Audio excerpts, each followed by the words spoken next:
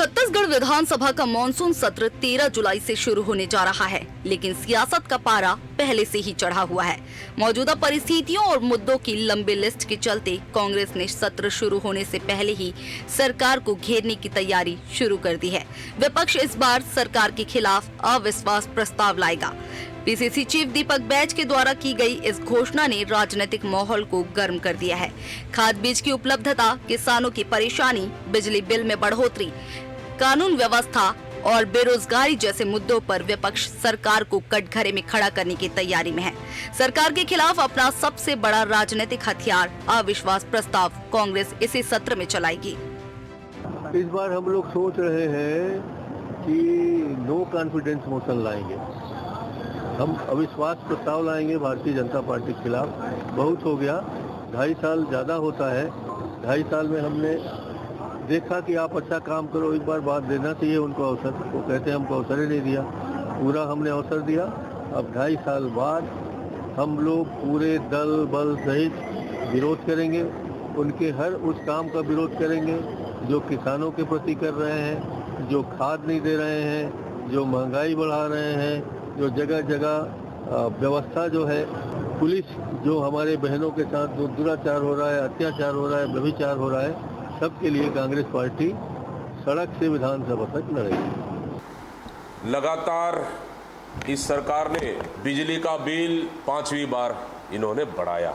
इस 2.5 साल में इस सरकार ने 31.23% बिजली का रेट बढ़ाकर आम जनता के ऊपर सीधा सीधा बिजली का बोझ डालने का काम किया है।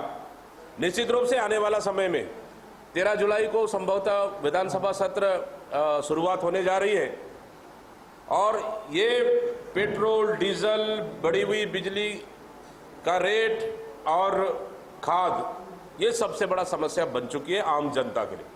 इनको लेकर हमारे विधायक दल के नेता माननीय चरणदास महंत जी के नेतृत्व में, पूर्व मुख्यमंत्री भूपेश बघेल जी के नेतृत्व में हमारे पूरे विधायक साथी मिलकर आने वाला विधानसभा सत्र में, जुलाई में मानसून सत्र में, इस मामले को, जनता से जुड़ी हुई मामला है और इस मामले को लेकर विधानसभा सत्र में उठाएंगे।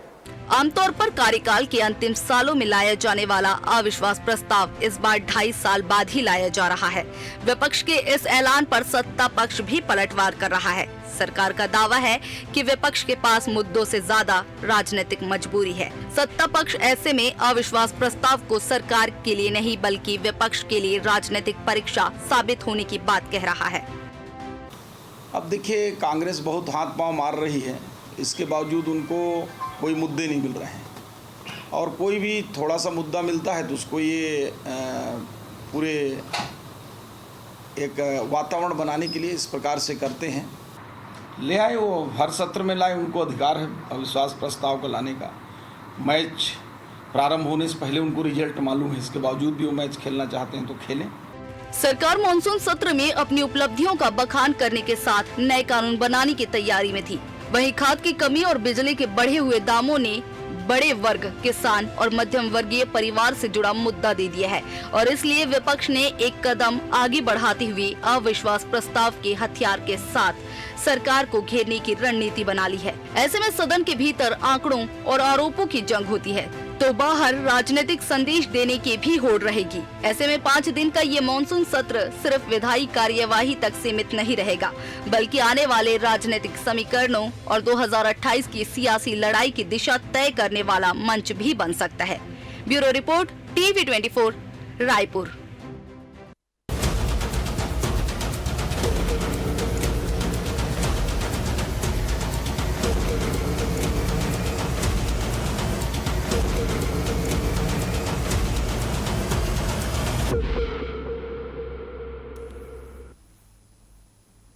नमस्कार, मैं मोहन तिवारी। आज के मुद्दे में आपका स्वागत है और आज का मुद्दा हमारा आधारित है कांग्रेस के हाथ लगे उन मुद्दों की एक बड़ी फहरिस्त अब हमें अविश्वास प्रस्ताव के रूप में देखने को मिलेगी, क्योंकि जैसे ही सरकार ने मानसून सत्र की घोषणा की वैसे ही विपक्ष ने अविश्वास प्रस्ताव का दांव चल दिया। आमतौर पर अविश्वास प्रस्ताव अगर सरकार बहुमत की है तो अंतिम सालों में आता है और कोशिश ये होती है इस अविश्वास प्रस्ताव के जरिए कि पूरे 4 साल के कार्यकाल की असफलताओं को सरकार के सामने रखा जाए और इस पर विश्वास हासिल करने की चुनौती दी जाए।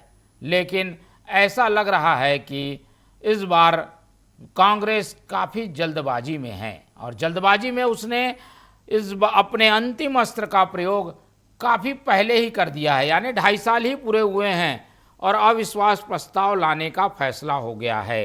ऐसा क्यों हुआ? ये इसलिए भी क्योंकि कांग्रेस के पास मुद्दों की एक लंबी चौड़ी लिस्ट इस समय आ चुकी है, जिसमें राष्ट्रीय स्तर की जो समस्याएं भारत फेस कर रहा है वो समस्या तो बनी ही हुई है, साथ ही जो प्रदेश स्तर पर कई स्थानीय मुद्दे बने हुए हैं वो भी मददगार साबित हो रहे हैं। ऐसे में अविश्वास प्रस्ताव का ये दांव कितना कारगर होगा, इसी पर चर्चा करेंगे। मिल लेते हैं उन मेहमानों से जो इस चर्चा में हमारे साथ रहेंगे। हम बहुत स्वागत करेंगे। हमारे साथ मौजूद हैं इस पूरे मामले में कांग्रेस का पक्ष रखने के लिए कांग्रेस के तेज तर्रार प्रवक्ता अजय गंगवानी जी, बहुत स्वागत करेंगे आपका। इस पूरे मामले में बीजेपी का पक्ष रखने के लिए हमारे साथ मौजूद हैं डॉक्टर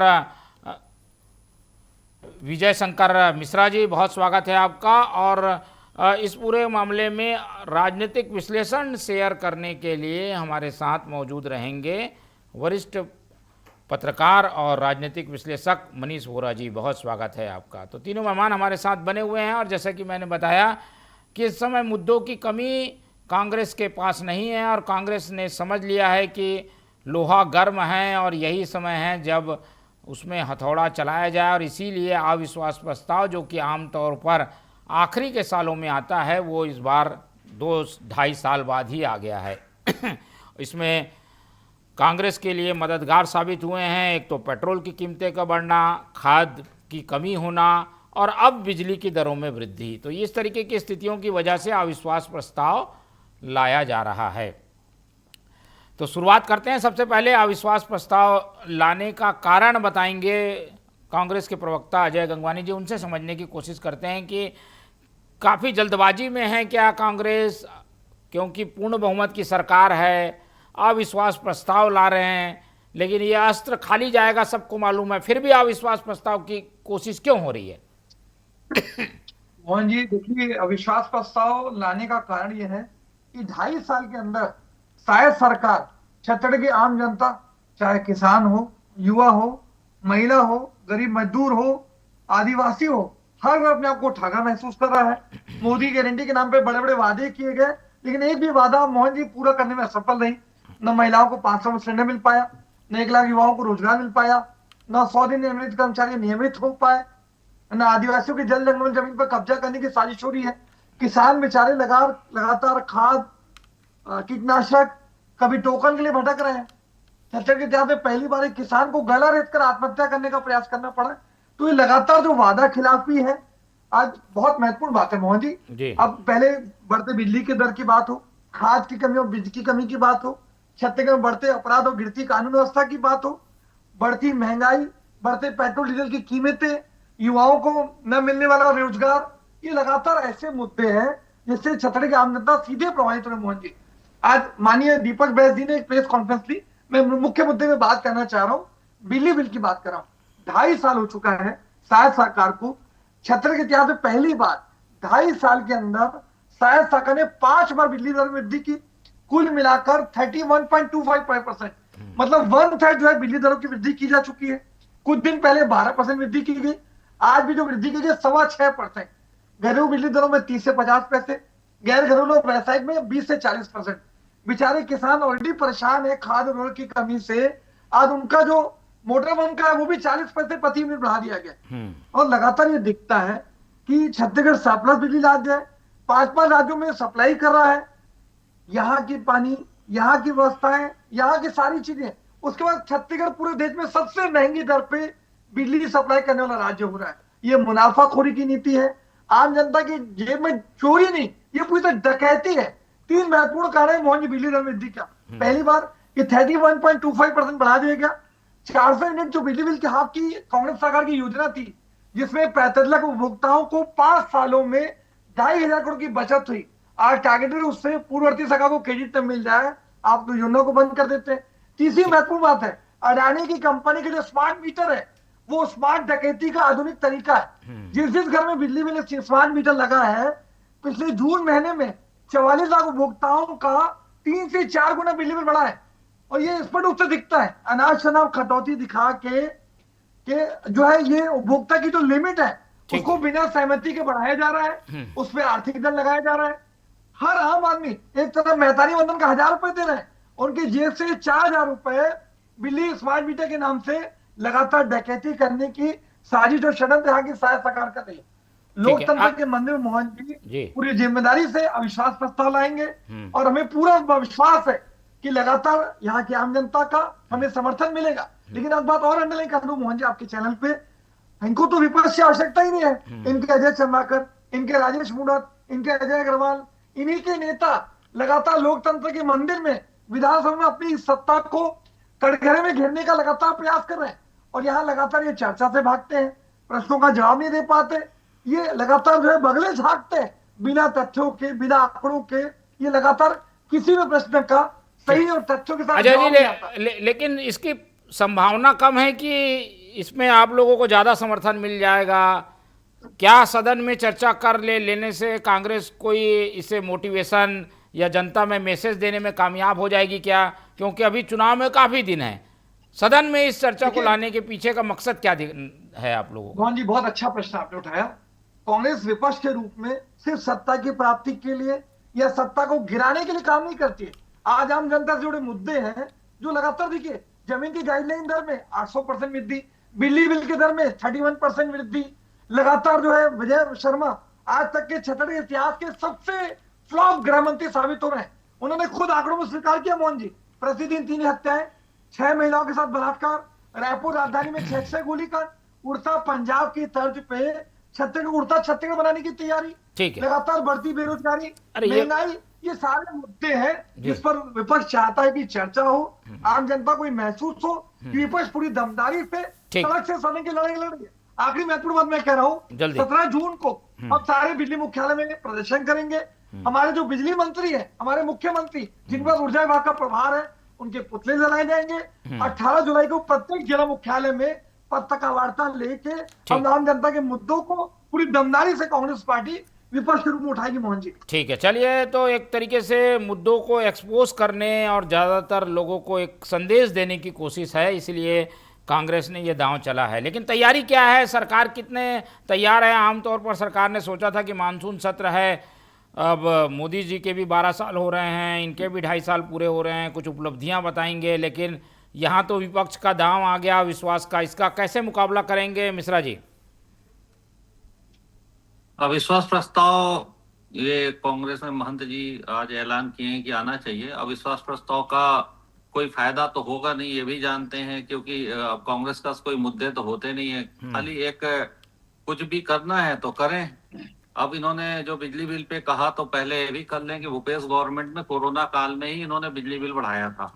तो कोरोना काल में तो हर चीज को कंट्रोल किया जा रहा था, 6.13% इन्होंने बिजली बिल कोरोना काल में भी बढ़ाया था। अब ये कहेंगे कि क्यों बढ़ाया, तो हमने तो उस समय प्रश्न नहीं उठाया जबकि कोरोना काल में रोका जाता। देखिए, जब मैं बोल रहा हूँ, आप बोल रहे थे, मैंने सुना, जब आप पूरा कंप्लीट कर लीजिए, ठीक है, मतलब जेंटलमैन वाली हम चर्चा कर ले, अच्छा रहेगा। मैं चुप रहूंगा जब आप बोलेंगे तो कांग्रेस कार्यकाल में जो है इन्होंने कोरोना के समय बढ़ाया, 2022 में भी इन्होंने वृद्धि की।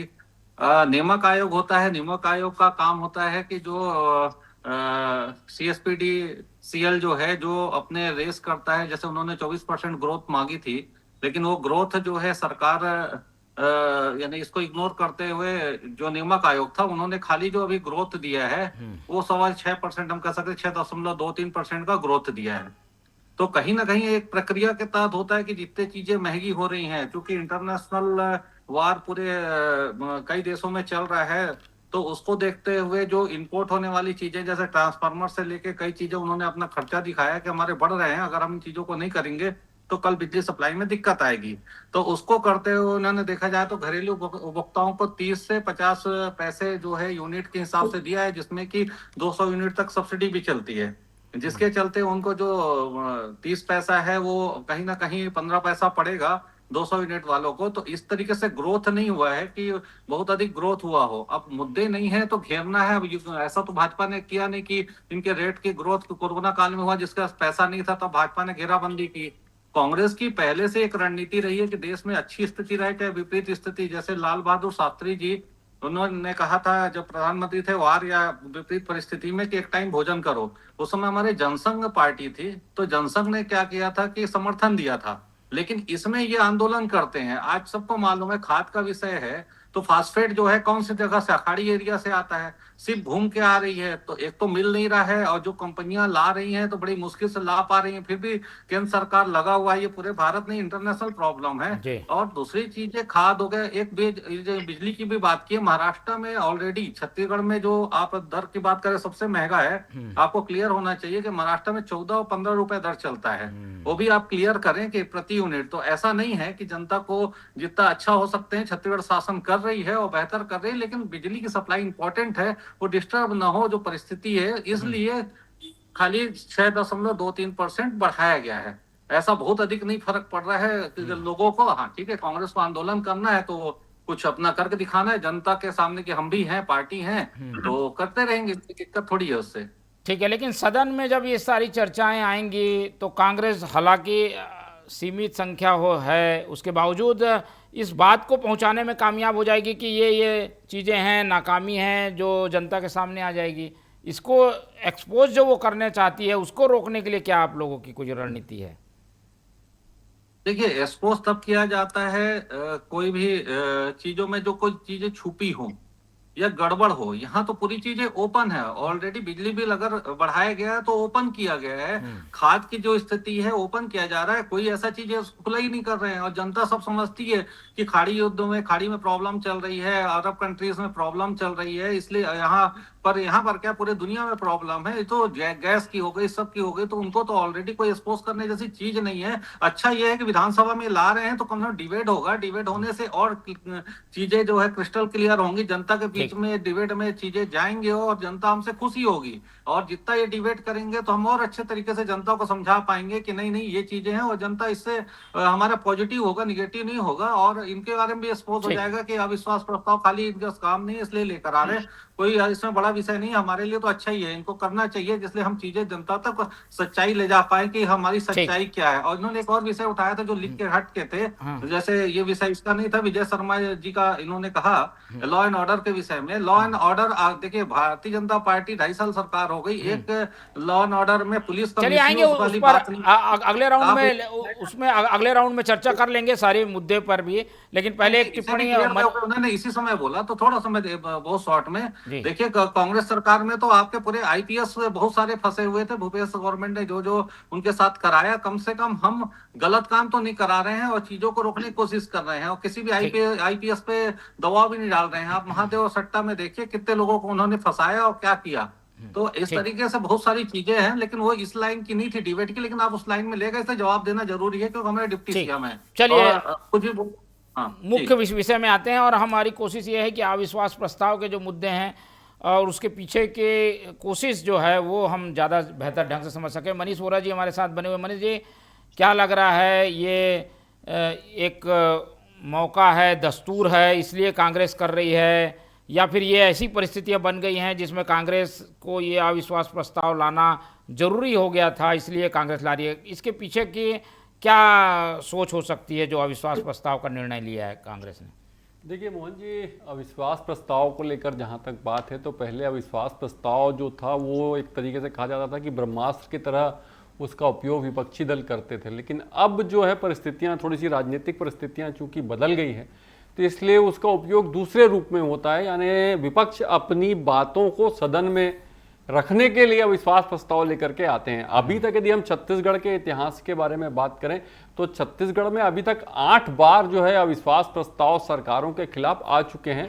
और यदि हम ये जानना चाहें कि उन अविश्वास प्रस्तावों का नतीजा क्या निकला, तो सारे अविश्वास प्रस्ताव जो है वो ध्वस्त हुए और सत्ता पक्ष विश्वास मत प्राप्त करने में कामयाब हुआ। यह अभी तक का इतिहास बताता है। लेकिन उसमें ये स्थिति जरूर होती है कि जब अविश्वास प्रस्ताव आता है तो अविश्वास प्रस्ताव पर लगातार बहस होती है, चर्चा होती है, और उन चर्चाओं से, जैसा मैं कह रहा था, भाजपा के प्रवक्ता हमारे कह भी रहे थे कि हमारे लिए अच्छा है। निश्चित रूप से पक्ष और विपक्ष दोनों के लिए अविश्वास प्रस्ताव अच्छा है, और उसमें सभी मुद्दों पर बातचीत होती है, चर्चा होती है।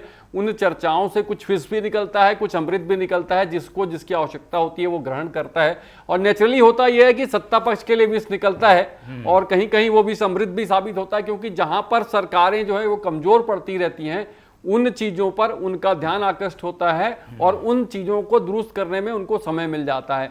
अभी चूंकि होता यह था, पहले अविश्वास प्रस्ताव जो है सत्ता के आखिरी वर्षों में, यानी चुनाव के आसपास जो है अविश्वास प्रस्ताव लाए जाते थे, लेकिन अब यह है कि अभी अविश्वास प्रस्ताव आ रहा है। निश्चित रूप से वो दोनों ही पक्षों के लिए अच्छा होगा और इसका फायदा विपक्ष को भी मिलेगा और सत्ता पक्ष को भी मिलेगा, क्योंकि सदन में अपनी बात रखने के लिए अभी वर्तमान जो छत्तीसगढ़ राज्य बनने के बाद जो परिस्थितियां बननी है, उसमें सदन की जो बैठकें हैं और जो चर्चाएं हैं उनके समय में कमी हो गई है। यानी जो चर्चाएं होना चाहिए, जो बातें निकलनी चाहिए, वो नहीं होती। कहीं पर विपक्ष जो है वो गैर जिम्मेदाराना हरकत करता है, कहीं पर सत्ता पक्ष जो है वो सत्र को कम करने का प्रयास करता है। तो ये जो चीजें निकल करके आ रही हैं, निश्चित रूप से भारत के लोकतंत्र के लिए बहुत अच्छे संकेत नहीं है। तो सत्ता पक्ष और विपक्ष दोनों के लिए अविश्वास प्रस्ताव का आना मुझे लगता है कि एक अच्छी बात है। और इस अभी जो अविश्वास प्रस्ताव आ रहा है, परिस्थितियां क्या है, उनका रिजल्ट क्या निकलेगा, ये निश्चित रूप से सबको पता है। लेकिन मैंने कहा ना कि सदन में अपनी बात को रखने का अवसर दोनों ही दलों को मिलेगा, विपक्ष को भी मिलेगा और सत्ता पक्ष को भी मिलेगा। सत्ता पक्ष के पास तो अवसर होता है, मगर विपक्ष के पास अवसर कम होता है, क्योंकि जहां जहां विपक्ष जो है वो सरकार पर आक्रामक होने लगता है, तो वहां सरकार दूसरा रास्ता अपना करके सत्रों की अवधि को या तो छोटा कर देती है या फिर कोई दूसरे रास्ते अपना लिए जाते हैं, तो वो विपक्ष की आवाज नहीं आ पाती।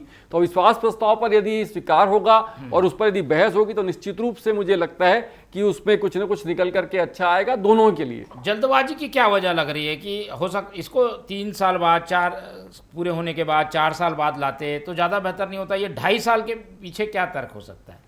अब मोहन जी देखिए, 2.5 साल वाली ये कहीं ऐसा तो नहीं कि कांग्रेस के अंदर भी कुछ नंबर बढ़ाने, गेन का उस लिए तो चीज़ नहीं हो रही है कि एक अपनी प्रेजेंटेशन दिखाने के लिए? देखिए मोहन जी, कांग्रेस के अंदरूनी जो भी कुछ चल रहा है, मैं हर बार एक बात को कहता हूं कि कांग्रेस के अंदर निश्चित रूप से बहुत गुटबाजी है और उस गुटबाजी का फायदा भी कांग्रेस को मिलता है, उसका नुकसान भी कांग्रेस को ही मिलता है। वर्तमान जो परिस्थितियां, निश्चित रूप से उसमें बहुत सारी चीजें एक साथ जो है एक्टिव होकर के कांग्रेस के अंदर काम कर रही है और उसके अलग अलग असर जो है देखने को मिलते हैं। कभी आप देखेंगे कि सरकार के खिलाफ एकदम आक्रामक रुख देखने को मिलता है संगठन की तरफ से, कभी कभी विधायकों का जो रुख है वो अलग से एकदम आक्रामक देखने को मिलता है। तो ये जो अलग अलग फ्लेवर देखने को मिलते हैं, कभी ये होता है कि पूर्व मुख्यमंत्री भूपेश बघेल जो है नेता प्रतिपक्ष पर आरोप लगाते हैं कि देखिए आप सदन में सरकार के खिलाफ आक्रामक नहीं होते हैं। कभी ये होता है कि नेता प्रतिपक्ष जो है वो आरोप लगाते हैं कि ये स्थितियां जो संगठन जो है वो उतना आक्रामकता से सड़क की लड़ाई नहीं लड़ पा रहा है। तो ये जो परिस्थितियां निश्चित रूप से दोनों बनती हैं, वो जो अंदरूनी राजनीति जो कांग्रेस की चल रही है उसका निश्चित रूप से असर जो है वो देखने को मिलता है।